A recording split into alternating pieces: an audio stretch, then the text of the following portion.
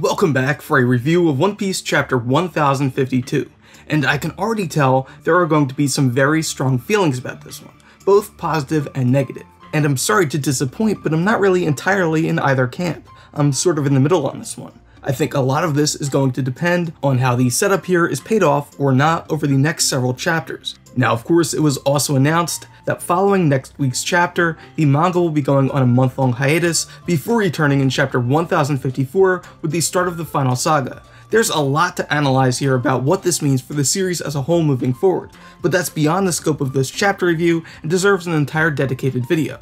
That said, the impending start of the final saga certainly factors into my thoughts and predictions about the now seemingly rapidly approaching conclusion of the Wano story arc. But before getting too far into the discussion, let me quickly say welcome to anyone new to the channel. I do weekly One Piece chapter reviews, theory videos, and discussions. So if you're interested, please consider subscribing. It really helps this channel grow, and I really appreciate your support. So now getting into the discussion, let's start with the latest installment of the Germa 66 cover story arc.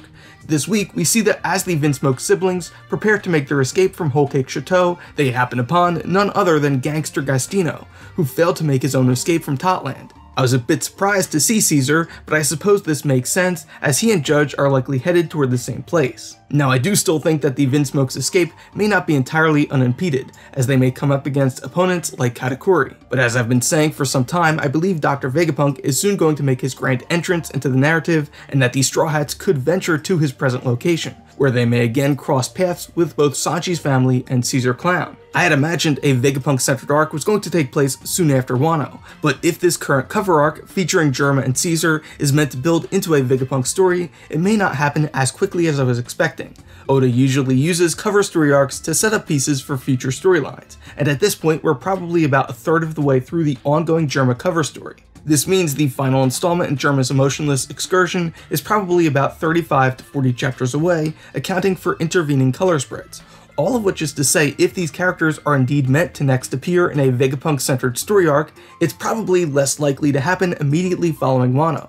But the very fact that Oda is seemingly gathering his scientist characters could foreshadow such an arc isn't too far off on the horizon. Now, moving into the actual chapter, we open in Marijois as the five elders discuss the downfall of Kaido and Big Mom, two of the four emperors. It's worth noting that this scene is taking place concurrent to the end of the battle, and that this information was relayed by the surviving CP0 agent who made his way to the offshore fleet. This means these statements by the elders concerning Kaido and Big Mom's fates aren't being made with any greater degree of knowledge than we readers presently possess, meaning they don't know any more than we do about what happened to Kaido and Big Mom. We next learn that following Momo's decision to keep Wano's borders closed for the time being, Zunesha has wandered back into the mist, and the elders' response is interesting to say the very least.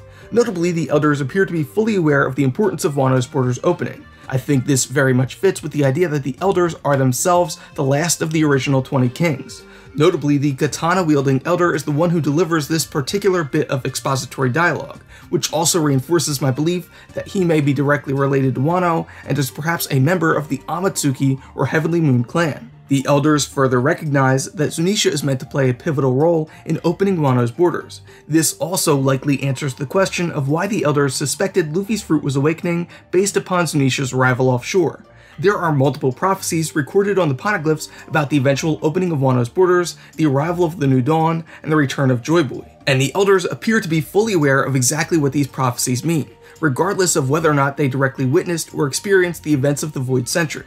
If they are survivors from the distant past, then they don't need the poneglyphs to have this information. They would have seen it firsthand. I'm working on a comprehensive theory video about the events of the world's lost epoch, but ultimately I suspect JoyBoy was a person who tried but failed to change the world for the better, and Wano may have been at the heart of the new world he was trying to build. As I will soon elaborate on in an upcoming video, I believe JoyBoy was the world's first forgotten pirate king. The reign of the Lunarians from their land of gods atop the Red Wall, long before the Celestial Dragons, coupled with the Age of the Sea Circle calendar, indicates the existence of an evil oppressive force which has been at work since long before the Void Century.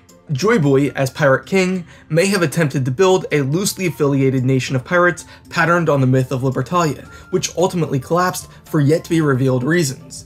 The ambitions of the emperors, Kaido, Big Mom, and Teach, represent dark, mirrored reflections of the world JoyBoy was trying to build, but Luffy has now arrived as his true successor. the one for whom Roger, JoyBoy, and his allies have been waiting for centuries. The elders know exactly how Zunesha was connected to JoyBoy and Wano, and thus recognized Zunesha's arrival in the waters offshore as a signal that JoyBoy was about to return, or in other words, that Luffy's fruit was about to awaken. As I've said in earlier videos, the reason the elders didn't make mention of Luffy's fruit or deploy forces to try to recover it is because they considered any such efforts would prove, well, fruitless. The Nika fruit is said to have a will of its own and has evaded their capture for 800 years. It would seem they didn't think it was worth pressing the issue because the fruit hadn't awakened for centuries, and thus was considered dormant. Yet the report that Zunesha had arrived offshore in chapter 1037 prompted alarm because they knew it meant JoyBoy or Nika was about to emerge. Now, this is a topic I've already discussed in the past, but we don't get any more clues here about whether or not Nika and JoyBoy were one and the same. Most likely, the Nika fruit belonged to JoyBoy during the Void Century, but it's unclear if the legend of Sun God Nika was birthed by his adventures or if it originated further back in history. I think this conversation among the elders reinforces what I began to suspect following the sudden change of plans in chapter 1049 when Momo sent Zunesha away. Much like the destruction of Fishman Island, the opening of Wano's borders is being set up as an endgame event in the series, which will take place following the discovery of One Piece. Not only does this explain why some aspects of Wano's story may be left unresolved, I think this could also suggest a future battle in the land of samurai. After Zunesha departs, the elders say that this was a wise choice, because it means their offshore fleet won't be able to forcibly invade. This suggests that the opening of Wano's borders may involve some type of geographic transformation catalyzed by Zunesha in order to facilitate greater ease of entry. Or in other words, after Zunesha helps fully open the borders, Wano will be much easier to enter. Otherwise, you'd think Zunesha's disappearance would have made it easier for the world government to breach Wano's borders, without worrying about the island-sized elephant attacking them from behind. It's also interesting to note that the elders had made the decision to annex Wano completely independent from the conversation between Sakazuki and Sengoku in chapter 957, which again suggests they're fully aware of exactly what makes Wano so important. And for that reason, I can't imagine their forces won't return when it's finally time to fully open Wano's borders, which is to say, another battle in Wano is almost inevitable. On that note, the elders ask the last remaining CP0 agent if he's at least able to capture Nico Robin, hoping to claim whatever small victory they can before the world is turned upside down by the news of Big Mom and Kaido's downfall. The agent seems reluctant, but assures them he's up to the task. However, their discussion is suddenly interrupted as their signal is hijacked by a voice telling the fleet to stand by and wait for his imminent arrival. The voice belongs to none other than Ryokugyu, the last of the admirals yet to make a full on-panel appearance. This decision was likely prompted by Sakazuki's discussion with Sengoku in chapter 957. It's not particularly surprising that Green Bull is arriving at the end of Wano, as this is something I've suspected ever since the importance of opening Wano's borders was highlighted, but more on that topic later in the video. The scene then cut back to the ruins of Onigashima, which is now at rest in the wasteland surrounding the Flower Capital. Inside we see two of the worst generation captains, Drake and Hawkins, both of whom served under Kaido. The two last interacted in chapter 990, when the latter exposed Drake as a spy. In the build-up to that moment, Hawkins told Drake that his tarot reading showed the chance of a certain person surviving until sunrise was only 1%. At the time, I assumed this was a veiled reference to Drake, but surprisingly, we here learn that Hawkins was referring to himself. I thought this scene was very well written, as the two severely injured worst generation captains speak for what appears to be the final time. Drake refuses to betray his true allegiance, while Hawkins explains his motive for joining Kaido. We already know that he joined Kaido initially because the odds were overwhelmingly in Kaido's favor, but here he expresses something approximating regret, as he suggests his own stubbornness and pride prevented him from crawling back to Kid even when he saw a window of victory against the reigning emperors. And with that, Hawkins appears to be the first of the worst generation captains to meet his end, and while nothing here is certain, I'll give him the same chance of survival as he gave himself, 1%. I think most likely this was Hawkins' final moments in the series, and I honestly thought they were fitting. He was never a standout character among the supernovas, though he did have an interesting power set, and on that note, I have to wonder who will inherit his devil fruit. His powers were rather insidious, and thus are most fitting for a villain, so if I were to venture a guess, I would say they perhaps fit Da Q, one of Blackbeard's Titanic captains, who as far as we know doesn't yet have a devil fruit power. But surprisingly, following this scene, the story jumps forward a full week, and we open on a new day as Wano is now on the road to recovery. And here's where I suspect this chapter is likely to lose a lot of readers. Admittedly, I was also very surprised by this choice, as we completely skipped over the actual sunrise to accompany the symbolic New Dawn's arrival on Wano, which ends any notion that the battle is going to continue with awakened Kaido erupting from the top of Fujiyama, at least during this current story arc. We then see that the food Orochi and the Beast Pirates were hoarding is now being distributed to Wano's poor villages. It's interesting to note here that they credit this victory to a warrior named JoyBoy. This echoes the legends told about the warrior of liberation, sun god Nika. But as I said last week, this also suggests that though Luffy was the hero Wano deserved, he's not the one they need right now. They just endured 20 years of occupation by a pirate crew, and thus aren't ready for pirates to be their saviors. They also believe that JoyBoy has already left the country, which suggests that Luffy won't be heralded as a hero in whatever celebration they have in next week's chapter. I was also happy to see that Oda is addressing the topic of the children's indoctrination, with Sarahebi's replacement beginning to teach the true history of the Kozuki clan. This is likely foreshadowing something we'll see on a global scale at the end of the series, but again, as I said last week, I think we need to address the topic of the Kurozumi grudge. After all, it was unjust persecution of Higurushi and the other elders' past misdeeds which birthed monsters like Orochi and Kanjuro. Although Orochi was despicable and absolutely deserved to face justice for his many crimes, it's important the Kurozumi clan as a whole doesn't continue to face the same persecution. Sarahebi's disappearance also begs the question of exactly what happened to her, and all the other Kurozumi and Beast Pirate loyalists. A week has passed in story, and the world government fleet has remained offshore, so we know they weren't arrested. Even more importantly, we don't know what happened to Kaido's elite officers like the Tobiropo, and particularly King, Queen, and Jack. Abra and Queen both fell from Onigashima somewhere over the mainland, and have likely had ample recovery time. I suppose it's possible all of Kaido's forces have been captured, but at this point we really don't know. And it's here worth mentioning that though a week has passed in story, we don't have any updates regarding the fates of Kaido and Big Mom themselves. Does this mean they were incinerated in the volcano, blasted off like Team Rocket, or encased in solidified sea stone magma deep in the earth? Were they found and captured by the people of Wano? There are a lot of possibilities, but as I said last week, I honestly don't believe they were killed unceremoniously off-panel, especially since both of them have important unresolved narrative threads. In particular, as I've said, we didn't really get to the emotional core of Kaido's story, and I think that's likely intentional. It seems possible, if not likely, that the history of the ogres or Oni is deeply connected to the history of Wano and the Void Century, so I still believe Kaido's backstory is going to be explored in depth in the future. In fact, as I suggested last week, I think this chapter lends even more weight to the idea that the emperors will someday strike back. This notion is further reinforced by the following scene where we see Kanemon, Kawamatsu, Onimaru, and Marco outside Ryuma's shrine in Ringo. They discussed their plans to build a new shrine to lay to rest Odin and his allies, starting with Yasui, Ashura, and Izo. And here we have confirmation that Ashura and Izo were indeed killed during the raid on Onigashima.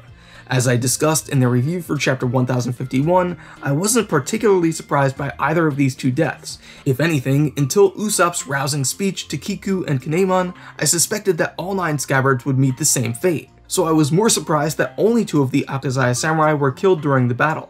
I think Izo's death really resonated. He fully understood that challenging the 2 Cipher Pol agents was likely to end in his death, but he did so in order to save Kanemon and his sister Kiku's lives, because we know Usopp would have been no match for CP0 had they caught up to him. So in that sense, I think this also makes Kiku and Kanemon's survival more fitting, because their lives were spared at the cost of Izo's sacrifice. I also think this was important because it preserved CP0 as a credible threat moving forward. Though one of them was defeated and seemingly killed, he managed to take Izo, one of Whitebeard's commanders, with him. On the other hand, though I think Ashura's death was certainly believable, I don't think we spent enough time with him for it to be particularly impactful. I think this stands out even more because the fake-out death scene for Kiku and Kanemon was so emotional.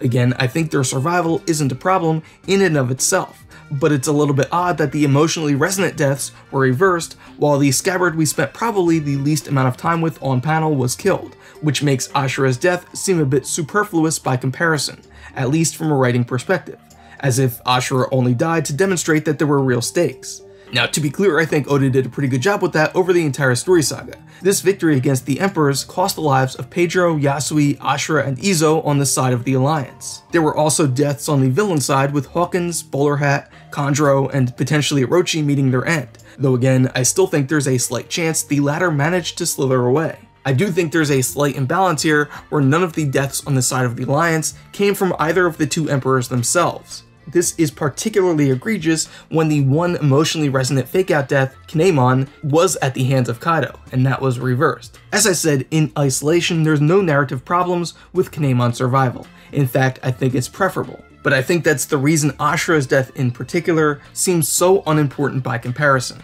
But here's where I'd like to point out a few things. First, Kinemon says they're planning to lay to rest Oden and the other allies killed in battle, but makes no mention of Toki. I think this omission is rather curious, although at this point it seems likely Hiyori was the one who tended to the scabbard's injuries in the locked room on Onigashima. We actually never received confirmation. In the past, I suggested it could have been Toki's spirit, but her death did seem to be somewhat ambiguous. Perhaps her body was never actually recovered, despite her apparent death. So could the absence of her remains suggest she jumped forward in time to the arrival of Wano's new dawn? And I don't necessarily mean this particular moment in time. Could Toki still be alive? Could she have jumped forward again to a point in the future? It's hard to say, but I wouldn't at all consider this definitive proof of anything. It's possible she's simply buried elsewhere, but then again, wouldn't the same also apply to Oden? It's possible this shrine is only for samurai, but who could argue that Toki helped to defend Wano against its enemies? Ultimately, despite earlier confirmations of her death, and the fact that I also believe she was dead for a time, it still seems a bit ambiguous, and perhaps that's by design. And on that note, I'm going to put forward that the New Dawn hasn't actually arrived yet on Wano, just like the fishmen haven't yet walked the path toward the sun. Wano's borders are remaining closed for the time being, which the elders suggested was a wise decision on Momo's part, because it prevents them from invading the land of samurai, even with the magnitude of the forces at their disposal. But perhaps this is the reason Oda didn't really emphasize the sunrise at the end of the raid, because the dawn hasn't yet occurred. The dawn is something that's meant to happen when the borders open.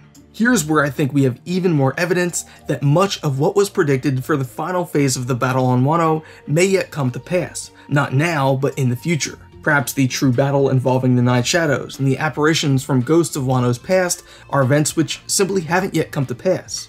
I suggested last week we could even see Momo face Kaido directly in the future if he goes through a rapid Kobe and Helmeppo style training arc. Perhaps as further evidence, Kawamatsu wonders if someday the other scabbards will find themselves entombed with their fellow warriors, and Kinemon responds that he couldn't take seeing any more of Wano's defenders meeting their end. I thought this scene was really well written, as it captures well these somber feelings of the battle's survivors, including Marco, who has seen many of his former crewmates, including Whitebeard and Ace, killed in battle over the past 2 years. But I think their words here could also honestly portend a future battle in the land of samurai, during which the remaining scabbards meet their end. This could also coincide with the manner in which I originally suspected Kaido would be defeated, but for now that's purely speculation, and it's a rather dark prediction for what is overall a pretty late chapter, as Wano celebrates its liberation, so I'm not going to focus too much on the possibility of Kaido's future return, or the invasion of the world government's forces during the course of the final war someday, and instead pivot the conversation back to the Flower Capital, where we learn Luffy and Zoro have finally woken up after a week of recovering inside the Shogun's castle. It seems Yamato held a week-long vigil during which she renounced eating and bathing to pray for Luffy and Zoro's recovery. Now this is interesting because it could hint toward Ryokugyu's true motivation, as we learned during the reverie that he hasn't eaten for 2 full years. As we'll discuss in a few moments, there were hints that Ryokugyu and Fujitora could have some ties to Wano in the Volume 76 SBS, so perhaps Green Bull's fast was a vigil like Yamato's, praying for Wano's liberation. This could also be the reason that Fujitora blinded himself. Luffy was of course grateful for Yamato's concern, and through this selfless act, she seems to have also won over Jinbei, but it's worth noting Luffy still gets her name wrong here, which Oda suggested in SBS is significant. He remembers his crewmates' names. I'm not saying this means she's not going to join, but reiterating my point from last week, I think this means there needs to be further development before she can do so. Yamato is still referring to herself as Kozuki Oden, and thus I think Luffy may reject Yamato until she stops doing so.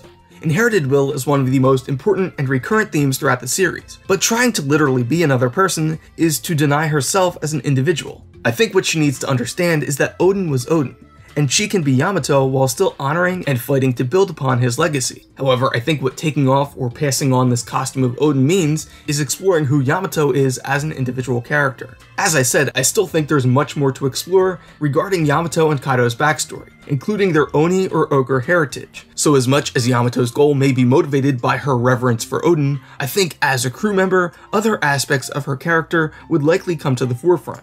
Momo says they held off on having a banquet until Luffy and Zoro were recovered, and now that they are, he says it's time for the festivities to begin. Start the party.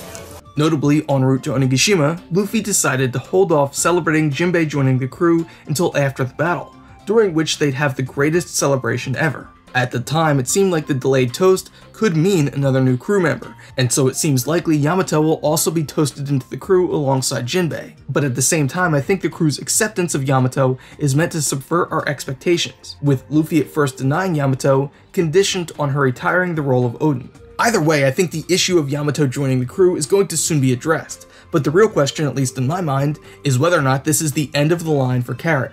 Personally, I don't think so, but I have more to say on that subject in a dedicated video. We then get several pages of the crew's lighthearted antics, which is something I always love to see in the falling action and as the crew sails between islands. It's honestly some of my favorite parts of the story. I won't go over every detail of the scene, but want to touch on a few of the highlights and interesting points of discussion. First, we see grown-up Momo is substantially taller than Hiyori, which is to be expected. The fact that he matches his father's stature and was capable of surviving Nami's rage likely suggests that despite the fact that he's presently untrained, he has the same potential for greatness as did Kozuki Oden. Yamato, Luffy, and Zoro state as much during this chapter, and Momo responds that he will indeed try to grow stronger, which I think further suggests that by the end of the series, he could become one of the world's strongest. On that note, we see Hiyori dropkick Momo, much like when they were younger. Now, I was a bit disappointed here on two levels. First, I think it would have been nice to see an emotional reunion between these two siblings after 20 years of separation. But also, throughout the raid, I held out hope that Hiyori being stronger than Momo could have hinted toward her proficiency as a samurai, but at this point that seems unlikely. I thought Yamato holding a dish on Momo's head to emphasize his visual similarity to Oden was a nice touch, but makes me even happier Oda chose to distinguish their designs. Now awake, Zoro suddenly remembers Sanji's request to end his life if he became an emotionless killer like his siblings, and although we know that didn't come to pass, Zoro still instigates a fight nonetheless. Aside from the fact that their constant rivalry is always entertaining, there's another interesting detail here. Zoro says he returned from hell to complete this very important mission to kill Sanji. This could mean that Zoro simply witnessed some apocalyptic imagery during his week-long post-battle coma, but considering the apparition of the Grim Reaper he witnessed after his battle with King, it's at least entertaining to imagine his soul ventured into some other realm where his bold declaration that he would become the King of Hell or Enma was perhaps taken a bit literally. We also see Kiku is inside the castle with the others, and I was a bit disappointed we didn't get to see her mourn her brother's death, so I guess this chapter's 0 for 2 in meaningful sibling interactions. Mourn them do not, miss them do not. I understand why Oda wanted to preserve the shocking or surprising nature of Izo and Ashura's deaths being confirmed, and Izo's did have real emotional resonance as we discussed, but I think it's a bit unnatural we didn't get to see Kiku express her feelings about her brother's sacrifice, but perhaps that's something that will be addressed later. Meanwhile, we see Usopp and Franky have repaired both the Thousand Sunny and Shogun Franky on Wano's coast. We also see Law and Kid's ships are being ready to set sail, and despite the fact that they're enjoying the opportunity to relax behind Wano's closed borders, make clear that now that the battle is over, their rivalry with each other and Luffy has now resumed. I do think it was a nice touch that both Beppo and Killer were equally enamored with Shogun Franky. Personally, I'm hoping he was able to make some upgrades using some of Queen's technology recovered from the ruins of Onigashima. Robin's complete absence in all of these celebratory scenes could hint that she has been, or is soon going to be captured by Cipher Pol as the elders requested, as that particular plot point has come up repeatedly.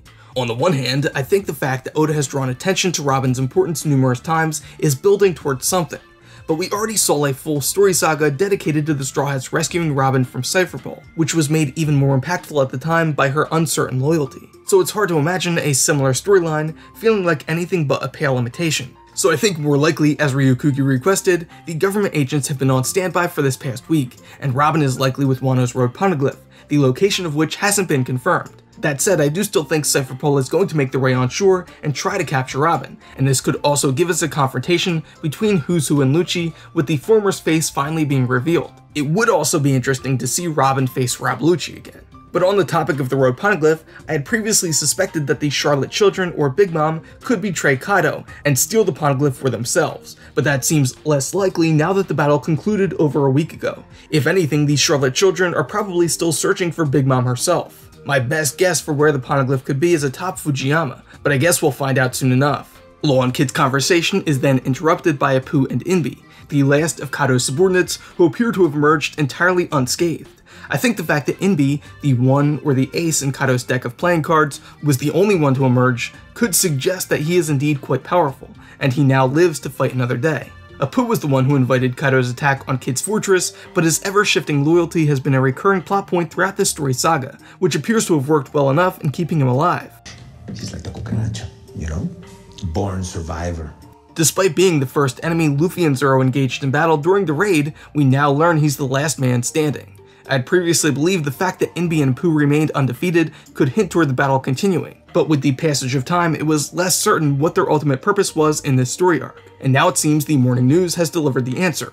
The Five Elders said that news of Big Mom and Kato's downfall couldn't be contained, but here it suggested that Apoo was the one who reported the big news, and that the paper reports new bounties and newly named emperors. I'm going to make a separate video on this topic, but I will say that the fact that Apoo was the one who broke the story likely means it was distorted in some way. So the real question is which lie would benefit him the most. I think any new bounty and emperor predictions need to be made, keeping that question in mind. I think it's hard to imagine that the Straw Hat's role could be covered up no matter what lie was told, as the papers had already reported that Luffy was leading the charge against Kato and Big Mom. So I don't think we're going to be deprived of new bounties for the Straw Hats themselves. Bounty predictions are always tough. On the one hand, it's hard to imagine Luffy's bounty being lower than Kato's considering his recent victory, but at the same time, it's also hard to imagine him exceeding Shanks before their meeting. He still needs room to grow before Laugh Tale and after becoming Pirate King, so I think a 5.6 billion bounty is premature, though is a pretty solid prediction for the upper limit of Luffy's bounty. Off the top of my head, I'd say between 3 and 4 billion makes sense for Luffy. It's above Blackbeard, but below Shanks. As far as we know, Kato's bounty of 4.6 billion is the highest active in the series. So although Luffy managed to claim victory, I don't think his bounty can exceed Kato's. If anything, this reflects what I've been saying for some time, that although Kato was beaten, Luffy has not yet surpassed him as the world's strongest living creature. Luffy may have emerged victorious, but Kato's threat level could still be considered greater based upon the sheer size of his army. Similarly, I'd say Law and Kid's bounties could be roughly half of Big Mom's. Her bounty is currently listed as 4.3 billion, so let's say an even 2 billion each for Law and Kid, though if anything, I think it could go a little bit lower, somewhere between 1.5 and 2 billion. The rest of the crew are much harder to predict, and I'll save that for another video. Though above 1 billion probably makes sense for Zoro and Sanji, with the former again taking the lead. I think the bigger question is how Apoo reported Law and Kid's involvement. It seems he would have a motive to spite the latter by underreporting his importance. At the same time, I'm not so sure Apoo would take credit for himself, as it would paint a target on his back, and he doesn't really have the muscle to back it up, unless Inbi is much stronger than we've seen at this point. So could Apoo have assigned credit to someone like Momo or Yamato? Could he have simply reported that Law and Kid were working as Luffy's underlings? Though I'm of course not entirely ruling out the possibility that Law and Kid have indeed been named emperors, there are a lot of different options here. But I think the most interesting angle to consider is that the papers aren't necessarily only reporting on the events from Onigashima. This is a point I've brought up in earlier videos, but I think it's very possible BUGGY will continue his pattern of failing upward to be declared an Emperor of the Sea, and so perhaps fending off the assault from Vegapunk's new weapon has again elevated his status. In fact, I don't really know what the point would be in making BUGGY a warlord just before the entire system was dissolved if it wasn't meant to continue his trend of failing upward. In any case, I think it makes a lot of sense for Emperor BUGGY to be part of whatever story brings Luffy, Teach, and Shanks into conflict in the future, perhaps even on the lost island of God Valley. Which brings us to the final scene of this week's chapter, as Ryokugyu is seen entering the land of samurai. And continuing the trend of admirals first appearing atop strange vehicles, he's seen hanging from the stem of a flying flower. And thus it seems Ryokugyu is poised to make his grand entrance into the narrative by interrupting whatever celebration ensues in next week's chapter. Well, I got a flash for you, JoyBoy. Party time is over. But exactly what this means for the end of Wano and the opening of the borders is the real question. As I said in the past couple chapter reviews, the arrival of Admiral Ryokugyu parallels the arrival of US Admiral Matthew Perry to force the opening of Japan's borders in 1853. So this could mean that Ryokugyu is similarly here to force Wano into some type of trade agreement, which I think is certainly possible. Green Bull's objectives could be centered on at least partially opening Wano's borders to the wider world. However, it would seem based on the Elder's earlier conversation that Zunesha is needed to fully open Wano's borders, and I don't think it's going to return after just being sent away by Momo. Yet Ryokugyu also ordered the government fleet to stand by for a week, so it seems he's still intent on at least partially forcing Wano to accept some type of government presence, which makes sense in that they don't want to surrender their only source of sea stone, which is perhaps the quality or part of the quality which makes Wano so important. But what else this entails remains a mystery, and it's here worth mentioning a few details. First, the spinning flower protruding from Green Bull's back likely suggests he possesses some type of plant-based devil fruit power. This makes a lot of sense and leads me to believe he only deserves partial credit for his 2-year fast, as he's likely capable of photosynthesis. Additionally, it makes me wonder if he'll be responsible for helping to heal Wano's desolate wasteland. I also wonder if he could be responsible for collecting or capturing Kaido. After all, the Ogre King in the tale of Momotaro was captured, not killed. But this really hinges on the question of what is Ryokugyu's true motive. After all, we saw Fujitora doesn't hold the same attitude toward justice as does Akainu. As noted earlier, there's perhaps evidence that these two admirals are connected and represent a benevolent force in the story. But here's where I think some of the meta-narrative conversation enters the picture. After next week's chapter, the series is going on a month-long hiatus, and it was announced that chapter 1054 is going to mark the start of the final saga. Again, I'm going to discuss the final saga itself in greater depth in an upcoming video, but the more pertinent question is what this means for the end of Wano. The announcement says that the final saga begins with chapter 1054, so does that mean that chapter 1053 is going to be the conclusion to the Wano story arc? At this point, I'm not really sure. I guess it could go either way.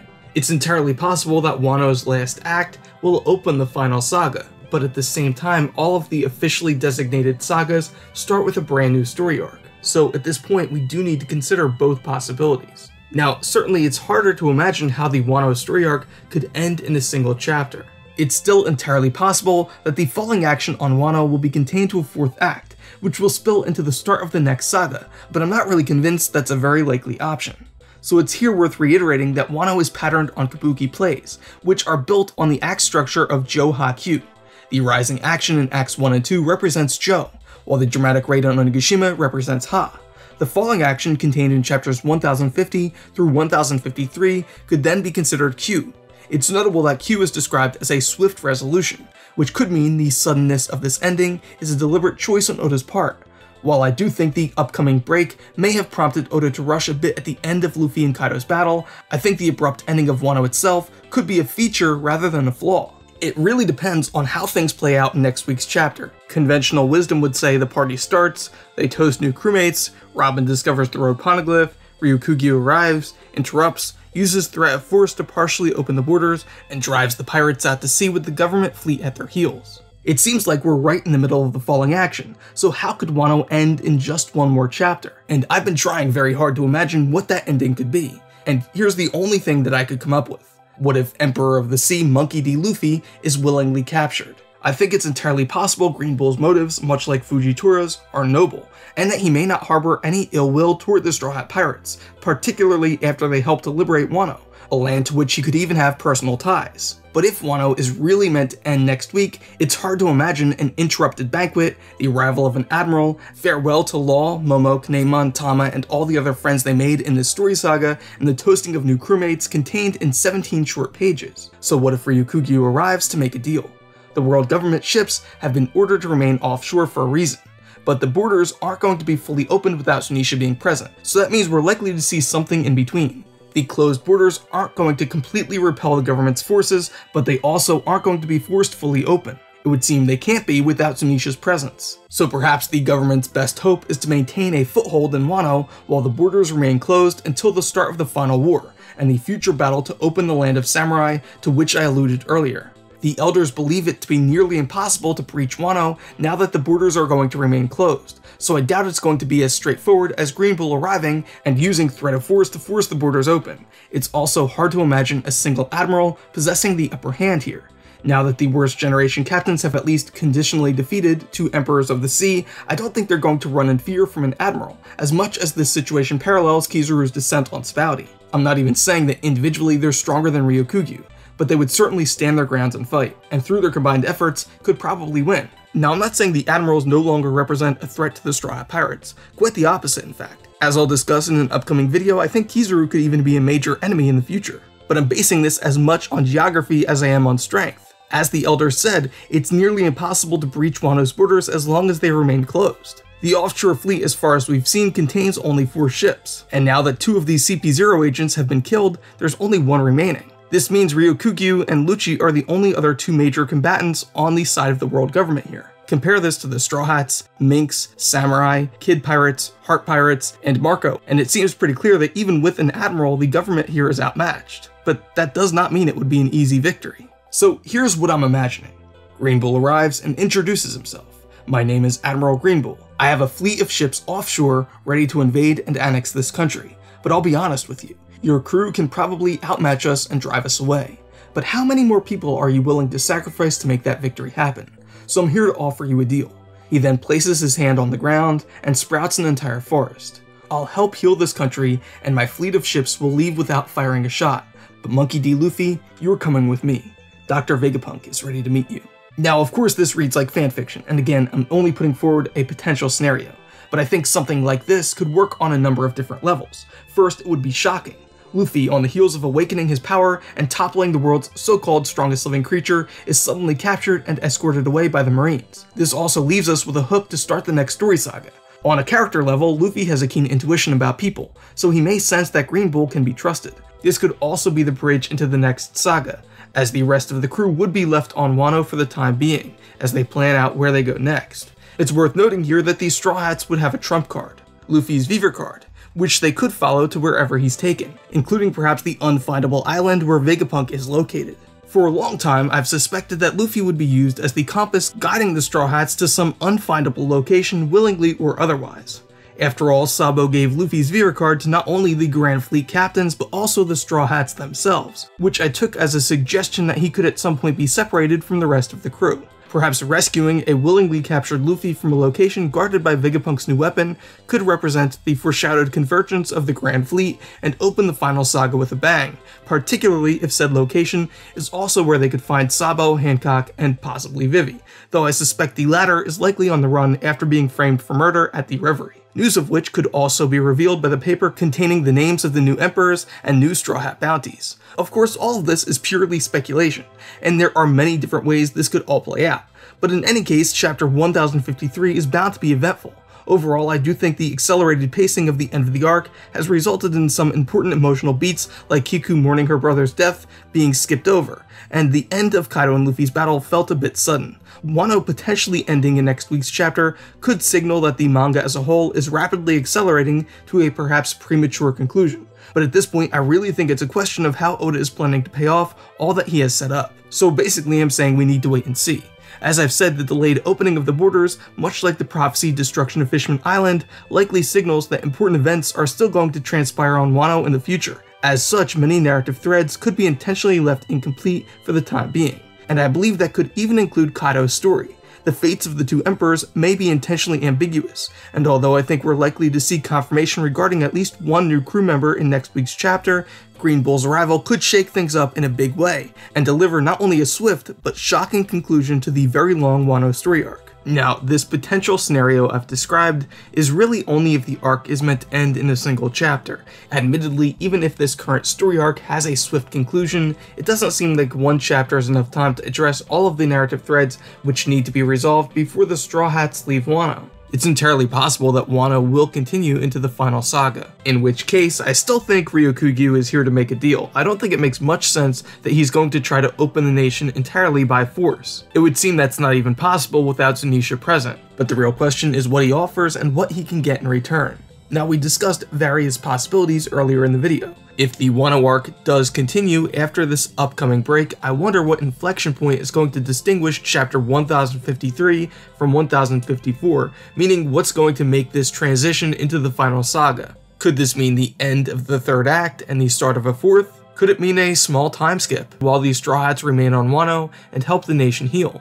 Or could this mean resolving the fates of Kaido and Big Mom? After all, the current saga is called the Four Emperor Saga, so it might make sense for that saga to end with the fates of two of said emperors being resolved. Personally, I still think Big Mom and Kaido's fates are going to be left ambiguous for a little bit longer, but as we discussed, SBS may have foreshadowed Ryokugyu playing a role in Kaido's downfall. Now, one thing I want to clarify about the end of this 4 Emperor saga is that it doesn't mean that the current emperors, Kaido, Big Mom, Shanks, and Teach, aren't going to have an important role moving forward. What this really signifies is that the power balance or the power structure in the New World has been fundamentally broken by Luffy and Law. We saw this starting on Punk Hazard when Law said that they irreversibly broke the gears of power. This continued by dismantling Doflamingo's operation. Now the New World has been completely destabilized by the fall of Kaido and Big Mom. As I've said, I still think even Big Mom and Kaido have a part to play moving forward, but the gears were irreversibly broken. The 4 emperors are simply no longer unchallenged. The power dynamics in the New World are no longer dominated by this intractable stalemate. I think the much bigger story here is the rise of the new generation than the fall of the old. Kaido and Big Mom are still incredibly powerful, more so than most pirates on the seas, but that power is no longer unchallenged. The worst generation, including Luffy, Law, and Kid, have undoubtedly risen to join their ranks, which above all else means rapid change. It means Luffy making his way toward Laugh-Tale, and others like Teach being emboldened to expand their sphere of influence. So in that sense, perhaps the 4 Emperor saga ends not with the fall of the old, but with the rise of the new. Perhaps it's Luffy simply being officially named Emperor of the Sea, which ends the current saga. At this point, you could probably say Luffy has all of the requirements. The strongest members of the Straw Hat Pirates are on par with the commanders of other Emperor crews. Luffy has an entire fleet at his command, and he has territory that he claims as his own. So although Morgans was premature in labeling Luffy the 5th Emperor following the incident on Whole Cake Island, even if Luffy isn't yet quite as strong as Kaido and Big Mom, which I think is still debatable, at this point I think he can be unquestionably labeled an Emperor of the Sea. In that sense, I'm not really sure Law and Kid even have the qualifications to be named Emperor, even if through their combined efforts they managed to outmaneuver Big Mom. Aside from Killer, as far as we've seen, their crews really are not up to par with the other Emperors. Law's crew in particular are not very impressive, but if Apoo reported that they're working as Luffy's subordinates, they won't be named Emperors themselves, and I think this could create some really interesting tension moving forward, particularly between Luffy and Kid. Which would mean, in the final saga, the Emperors of the Sea would be Luffy, Buggy, Blackbeard, and Shanks. This would line up very well with what I've asserted in previous theory videos, that the final battle to determine the next Pirate King would heavily involve Luffy, Shanks, Blackbeard, and Buggy, and perhaps this battle could take place on the lost island of God Valley. Ultimately, I think this is building toward a battle between Luffy and Blackbeard to determine which of the two gets to become the next Pirate King. And now that Big Mom and Kaido's empires have seemingly collapsed, the New World will serve as a suitably chaotic backdrop. Of course, the series as a whole won't end on Laugh-Tale. Once Luffy becomes Pirate King and discovers the true history, he's going to inherit a heavy responsibility to help the world reach its new dawn. And that's where I think we will see this future conflict on Wano as part of the final war to liberate the One Piece world. The opening of Wano's borders now joins the destruction of Fishman Island as one of the many endgame events which must take place as part of this final war, which Oden warned Toki would be great enough to split the seas apart. That's all for this week's chapter review. Thank you for watching. If you liked this video, please leave a like. If you want to be notified when future videos are posted, please consider subscribing. It really helps this channel grow, and I really appreciate your support. But most important, what did you think about this week's chapter? Make sure you let me know your thoughts down in the comments.